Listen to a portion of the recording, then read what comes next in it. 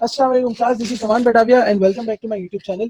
Class, अगर आपको याद हो तो रिसेंट वीडियोस में हमने देखा था कि इंस्टॉलमेंट सेल क्या होती है। इसके ऊपर हमारे 3 लेक्चर्स ऑलरेडी रिकॉर्ड हो चुके हैं। हम थोड़ा सा रिकॉल कर लें कि लेक्चर 1 में हमने देखा था what is installment sale, and lecture 2 में हमने इसकी जो जनरल एंट्रीज है उस पर छोटी सी डिस्कशन किया था विद एग्जांपल, एंड लेक्चर 3 में हमने जो डिस्कस किया था वो केस था डिफ़ॉल्ट वाला। तो क्लास, आज हम हमारा जो जिस तरह हमने पीछे भी कमिट किया था कि हम नेक्स्ट वीडियोस में या नेक्स्ट लेक्चर्स में इंशाल्लाह फास्ट पेपर्स करेंगे, तो आज हम करने जा रहे हैं फास्ट पेपर्स क्लास। तो हमारा जो एरिया है, जो टॉपिक है इंस्टॉलमेंट सेल का, वो हमने जो सेलेक्ट किया है वो क्या है, 2011 का regular question number 4 Irfan limited. Sir, आपने ये वाला सवाल क्यों पिक किया है? तो क्लास, इसकी वेटेज तो आपको पता ही है कि 20 मार्क्स की है पर अटेम्प्ट में, और इस सवाल को पिक करने का जो मकसद है वो ये है कि ये पास पेपर का ही एक सवाल है और ये बहुत ही बेसिक सवाल है। यानी अगर कोई इसको इसके ऊपर अपनी ग्रिप रख लेता है तो यहाँ से उसकी इंस्टॉलमेंट सेल्स की टॉपिक की बेसिस बहुत ही क्लियर होगी, उसको प्रॉब्लम नहीं होगी और उसको कॉन्फिडेंस भी मिलेगा कि पास पेपर का सवाल भी उसने सॉल्व किया है। अच्छा क्लास, कभी भी कोई अकाउंटिंग का सवाल करना हो या किसी भी सब्जेक्ट का सवाल करना हो तो आइडियली सबसे पहले हमें देखना चाहिए कि उसकी रिक्वायरमेंट्स क्या है। हम यहाँ पर सिर्फ सवाल सॉल्व नहीं करेंगे बल्कि जो छोटी छोटी साथ में टिप्स हैं एग्जाम की वो भी डिस्कस करेंगे ताकि हमारा as a topic and as a subject complete हमें इस पर गाइडेंस मिले। तो क्लास, जो उसकी रिक्वायरमेंट है वो है कि हमें जनरल एंट्रीज बना के दिखा दो। सर, गिव जनरल एंट्रीज बना के दिखा दो in the journal to record the above transactions including adjusting and closing entries. Sir, अगर ये इसको ऐसे ना लिखता कि जनरल एंट्रीज बना के दिखा दो, अगर ये सिर्फ इसको ऐसे लिखता कि record the above transactions, sir सिर्फ वो इतना लिख के भी अगर छोड़ देता तो सर ये जो रिकॉर्डिंग का वर्ड है, क्लास आप इसको नोट कर लीजिए, ये रिकॉर्डिंग का मतलब जो वर्ड है ये इसी बात की तरफ इशारा हमें दे रहा है कि आपने जनरल जनरल के अंदर जनरल एंट्रीज ही बनानी है। अच्छा सर, अगर सिर्फ रिकॉर्डिंग का वर्ड यूज होगा तो इसका मतलब हम समझेंगे कि मुझे जनरल एंट्रीज बनानी है जनरल जनरल में, या अगर वो स्पेसिफिकली पूरा बता देगा जैसे इसने यहाँ पे बताया हुआ है तो भी हम जनरल एंट्रीज ही बनाएंगे। इसको मैंने हाईलाइट भी कर दिया क्लास ताकि आपके रिकॉर्ड में रहे इसका क्या मतलब है। अच्छा सर, यहाँ पर सर इसने हमें कहा है कि आप जनरल एंट्रीज बना दें और हमने जनरल एंट्रीज बना दी, हम बना देंगे। तो क्या इंस्टॉलमेंट के सवाल में सिर्फ जनरल एंट्रीज ही बनाने को आती हैं? तो हम ये देख रहे हैं यहाँ पर इंस्टॉलमेंट सेल के सवाल में एग्जामिनर आपसे कौन कौन सा सवाल पूछ सकता है। नंबर 1 तो सवाल आपका आ सकता है जिसमें आपको सिर्फ जनरल एंट्रीज बनानी होंगी। दूसरा, इस टॉपिक पे सवाल इस तरह भी आ सकता है कि सिर्फ वर्किंग्स या कैलकुलेशंस करके दे दीजिए। तीसरा, वो आपसे इन चीज़ों के अलावा बैलेंस शीट का एक्सट्रैक्ट भी मांग सकता है। क्लास, इससे ज़्यादा इस टॉपिक पे रिक्वायरमेंट्स नहीं देखी गई, ना ही इस पे आ सकती हैं। चले आइए अब हमारे टॉपिक की तरफ हम मूव करते हैं और इस सवाल को सॉल्व करते हैं। सर, सबसे पहले वो कह रहा है कि सवाल को पढ़ूँ कि जनरल एंट्रीज बना दें। Irfan limited sales merchandise, Irfan limited merchandise बेचता है इंस्टॉलमेंट बेसिस पे, और जो रिलेटिंग टू इन्वेंट्री है, परचेजेस है और सेल्स ऑफ इक्विपमेंट्स है 2010 का, वो नीचे दिया हुआ है। यानी इसका ओपनिंग स्टॉक था इन्वेंट्री इक्विपमेंट जनवरी 1 2010 को, इसका ओपनिंग स्टॉक था 1,50,000 रुपीज। सर, ये आपको कैसे पता चला कि ओपनिंग स्टॉक है? क्योंकि हमेशा अकाउंटिंग के सवाल में एक तो आपने रिक्वायरमेंट देखनी है और दूसरा आपने डेट्स देखनी है। इस बात को मैंने पिछली वीडियो में भी इस पर थोड़ा सा जोर दिया था कि हमें डेट्स देखनी है। तो सर, साल उसका खत्म हो रहा है दिसंबर 31 2010 को, तो इसका मतलब ये हो गया कि 1 जनवरी का बैलेंस मेरा ओपनिंग स्टॉक होगा। सर, ये ड्यूरिंग द ईयर की परचेजेस है यानी एडिशन है। सर, सेल्स हुई है यानी डिलीशन है ड्यूरिंग द ईयर का, ड्यूरिंग द पीरियड का, और ये आपकी क्लोजिंग स्टॉक है। सर, जब हम इसको जनरल एंट्रीज बनाने पे सॉल्व करने जाएंगे, हमें ये बात पता है कि कुछ चीज़ें ऐसी हैं जो हमने लाजमी इसमें फॉलो करनी है। सर, इस सवाल को हम थोड़ा सा आगे बढ़ाते हैं कि इसको हम सॉल्व कैसे करेंगे क्लास। तो आइए, ये सवाल आपके सामने फिर से लिखा हुआ है, आइए हम इसको सॉल्व करते हैं। क्लास, सबसे पहले इसमें ये देखा गया है कि वो कह रहा है कि ओपनिंग स्टॉक था 1.5 लाख रुपए, परचेजेस थी 5 लाख रुपए, सेल्स जो हुई है वो 7.5 लाख रुपए की हुई है, कैश कलेक्शन हुई है कस्टमर से 2.5 की, और इन्वेंट्री जो क्लोजिंग रह गई है वो 2 लाख रुपए की रह गई है। क्लास, हमें जब जनरल एंट्रीज बनानी है, इसका मतलब जनरल जनरल बनाना है, तो सबसे पहले हमें इसका स्ट्रक्चर को फॉलो करना होगा यानी इरफान लिमिटेड। सर, अगर हम पूरा जनरल जनरल पेपर में ना बनाए तो चलेगा? बिल्कुल भी नहीं चलेगा। ये जो चीज़ें हैं जो मैं नाम लिख रहा हूँ, जो इसको नाम दे रहा हूँ, क्लास इसकी बड़ी इंपॉर्टेंस है और ये आपको पता होना चाहिए कि इसके भी मार्क्स होते हैं। एज अ चार्ट अकाउंटेंट, और अगर आप किसी भी प्रोफेशनल क्वालिफिकेशन के अगर आप देखें मार्किंग स्कीम को भी, तो प्रेजेंटेशन के मार्क्स होते हैं क्लास, तो यकीनन बीकॉम में भी इसके मार्क्स होते हैं, और अक्सर बच्चे इन चीज़ों से भी अपने मार्क्स को वेस्ट कर जाते हैं और फिर वो कहते हैं कि मार्क्स पूरे नहीं मिले। अच्छा क्लास, जनरल जनरल हम कैसे बनाते हैं, आपने टेली स्टडीज़ में बनाया होगा, यहाँ पे भी मैं आपको सिर्फ इसका हल्का सा स्ट्रक्चर बना के दे रहा हूँ कि यहाँ पे डेट का कॉलम होता है, फिर डिस्क्रिप्शन होती है, फिर पोस्टिंग रेफरेंस आता है, फिर debit and then credit. Sir ये मेरा जनरल आपके सामने कंप्लीट तैयार हो चुका है। सर सबसे पहले वो कह रहा है कि ओपनिंग स्टॉक पड़ा है 1.5 लाख रुपए का, सर ओपनिंग स्टॉक की एंट्री बना दीजिए। तो क्लास ओपनिंग स्टॉक की एंट्री नहीं बनती। सर इसके बाद वो कह रहा है कि मैंने परचेजेस किए ड्यूरिंग द पीरियड 5 लाख रुपए की, तो आइए इसकी एंट्री बनाना कोई मुश्किल काम नहीं है और इसकी एंट्री बनेगी परचेजेस डेबिट।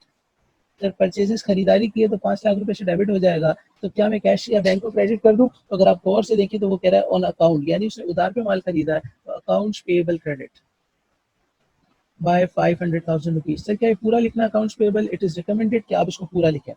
सर इसके बाद आप देखें कि वो कह रहा है कि सेल की है 7.5 लाख रुपए की और कैश कलेक्शन है 2.5 लाख रुपए की और इन्वेंट्री है क्लोजिंग 2 लाख रुपए की। तो सेल जब भी होगी तो इंस्टॉलमेंट सेल के अंदर लाजमी इंस्टॉलमेंट अकाउंट रिसीवेबल डेबिट होगा, कभी भी कैश में सेल नहीं होगी, वरना इंस्टॉलमेंट सेल का सवाल ही नहीं बन सकता। इंस्टॉलमेंट सेल कहते ही उसको है कि आप उधार पे माल बेचें और आपको ओवर द पीरियड पैसा आए। तो इंस्टॉलमेंट अकाउंट रिसीवेबल डेबिट और इंस्टॉलमेंट सेल्स क्रेडिट। मुझे उम्मीद है आप यहाँ तक मुझे फॉलो कर रहे होंगे क्लास, और ये हो गए 7.5 लाख रुपए। सर इसके बाद हमने अपनी रिसेंट स्टडीज में देखा था कि हमेशा मैं कुछ वर्किंग्स बनाया करूंगा। तो सबसे पहली वर्किंग जो मेरी होगी वो होगी डेफर्ड ग्रॉस प्रॉफिट की।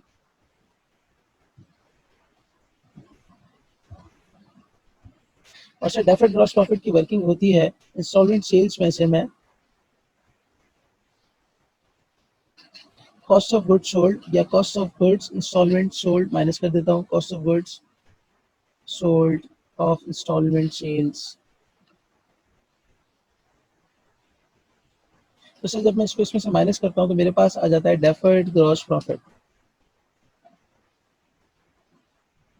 सर मेरे पास सवाल में 7.5 लाख रुपए की सेल्स तो गिवन है। सर इसका मतलब ये हो गया कि एक काम तो आसान हो गया, 7.5 लाख रुपए मैं यहाँ पे लिख सकता हूँ सेफली। सर क्या कॉस्ट ऑफ इंस्टॉलमेंट सेल्स मेरे पास गिवन है? तो सर मेरे पास कॉस्ट ऑफ गुड्स सोल्ड तो गिवन नहीं है। तो कॉस्ट ऑफ गुड्स सोल्ड निकालना कोई मुश्किल काम ही नहीं है, मैं बचपन से निकालता आया हूँ अपनी अर्लियर स्टडीज से। और कॉस्ट ऑफ गुड्स सोल्ड निकालने का तरीका ये होता है, जो आपको भी पता है, कि अगर मैं कॉस्ट ऑफ गुड्स सोल्ड की वर्किंग करूँ तो वो निकलता है opening stock purchases during the year and less closing stock. Sir opening stock मेरे पास सवाल में गिवन है विच इज 150,000। सर परचेजेस मैंने की है 5 लाख रुपए की, और सर क्लोजिंग स्टॉक मेरे पास सवाल में गिवन है 2 लाख रुपए का। सर जब मैं इसको इसमें से माइनस करूंगा तो सर 150,000 में जब 5 लाख ऐड करूंगा तो 6,50,000, और जब 2 लाख लेस करूंगा तो सर 4 लाख रुपए की मेरी cost of instalments cost of goods sold आ जाएगी। और सर ये मेरी वर्किंग 2 हो गई इस सवाल की। Sir cost of goods sold जब आ गई वर्किंग 2 के रेफरेंस में लाजमी दूंगा एग्जामिनर को ताकि आसानी हो, और वो हो गए 4 लाख रुपए। सर मेरा डेफर्ड ग्रॉस प्रॉफिट आ गया 3.5 लाख रुपए का। जबरदस्त। सर इसका मतलब मैंने आधा सवाल सॉल्व कर लिया है। सर जब मेरी cost of goods sold I है 6.5 में से 2 लाख, सॉरी सर यहाँ पे 4.5 लाख आ रहा था, तो यहाँ पर आ गया ये 3 लाख रुपए। इसको मैं थोड़ा साफ करके लिख देता हूँ ताकि आपको पढ़ने में आसानी हो। और सर ये मेरे पास आ रहा है 3 लाख रुपए। सर इसके बाद मैंने एक वर्किंग सीखी थी डेफर्ड ग्रॉस प्रॉफिट की, जब मैं परसेंटेज निकालूंगा, percentage of deferred gross profit. और सर ये कैसे निकलता है? बहुत सिंपल था क्लास। डेफर्ड ग्रॉस प्रॉफिट को जब भी मैं इंस्टॉलमेंट सेल से डिवाइड कर दूंगा और 100 से मल्टीप्लाई कर दूंगा तो मेरे पास डेफर्ड ग्रॉस प्रॉफिट की परसेंटेज आ जाएगी। और सर मेरा डेफर्ड ग्रॉस प्रॉफिट था इस सवाल में 3 लाख रुपए और मेरी सेल्स है 7.5 लाख रुपए। सर इसका मतलब जो मेरी डेफर्ड ग्रॉस प्रॉफिट की परसेंटेज है सर वो है 40%। उम्मीद है आप सब कैलकुलेटर भी अपने साथ लेके यूज कर रहे होंगे। तो सर मेरा डेफर्ड ग्रॉस प्रॉफिट आया है 40%। सर इसका मतलब मैंने सवाल के अंदर अब तक मैं यहीं पर खड़ा हूँ कि सेल्स तक मैंने एंट्री भी पास कर ली है और सेल्स तक जो रेलिवेंट वर्किंग थी वो भी कर ली है, और अब मैं आसानी से आगे बढ़ सकता हूँ।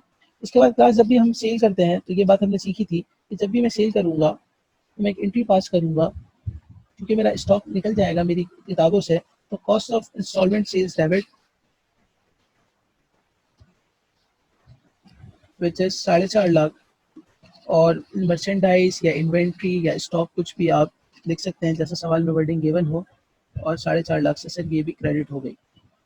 सर अब अगर मैं सवाल को गौर से देखें तो मुझे ड्यूरिंग द पीरियड जो कैश रिसीव हुआ है वो हुआ है 2.5 लाख रुपए, यानी जो मैंने इंस्टॉलमेंट सेल पे माल बेचा है, इंस्टॉलमेंट्स पे गुड्स बेचे हैं, 4.5 लाख रुपए उसके अगेंस्ट मुझे कैश रिसीव हुआ है क्लास।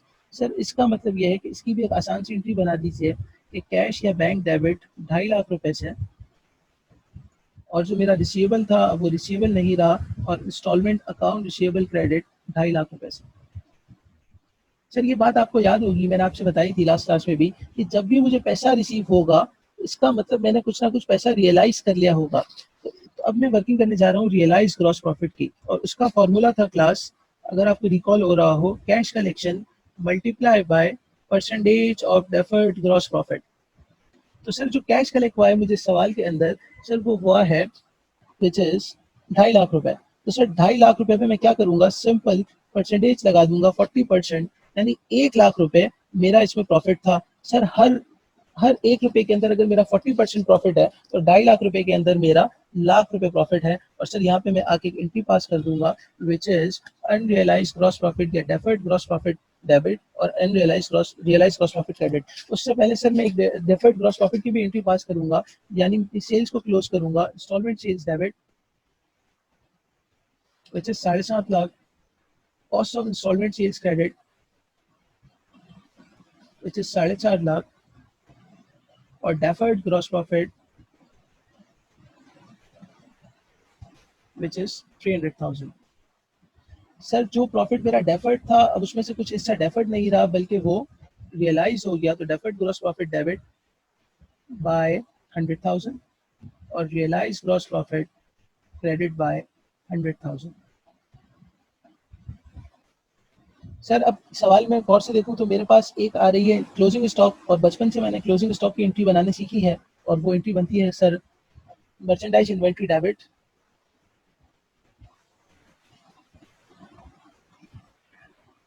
विच इज सवाल में जो गिवन है हमारे पास 200,000, और इनकम समरी अकाउंट या प्रॉफिट और लॉस अकाउंट क्रेडिट 200,000।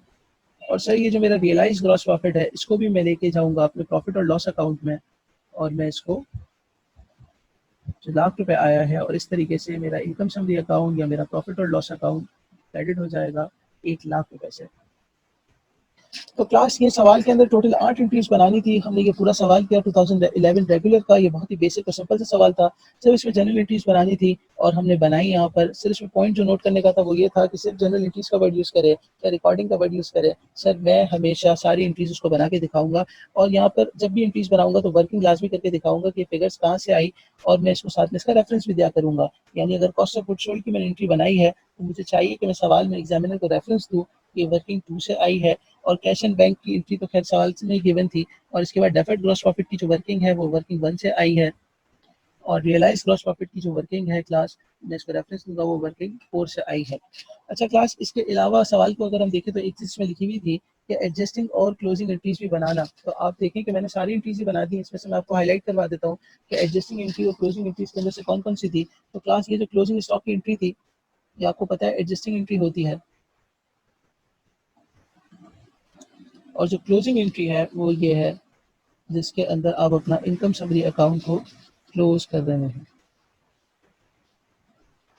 जो उम्मीद है क्लास आपको ये सवाल समझ आया होगा, और इंशाल्लाह नेक्स्ट लेक्चर में या नेक्स्ट वीडियो में हम एक मजीद सवाल सॉल्व करेंगे। इसके अलावा अगर आप मुझे कोई भी सजेशन हो, कोई सवाल सॉल्व करवाना चाहते हो तो काइंडली मुझे ईमेल कीजिए। उम्मीद है आपको वीडियो पसंद आई होगी। अपना बहुत ख्याल रखिएगा। अल्लाह हाफ़िज़।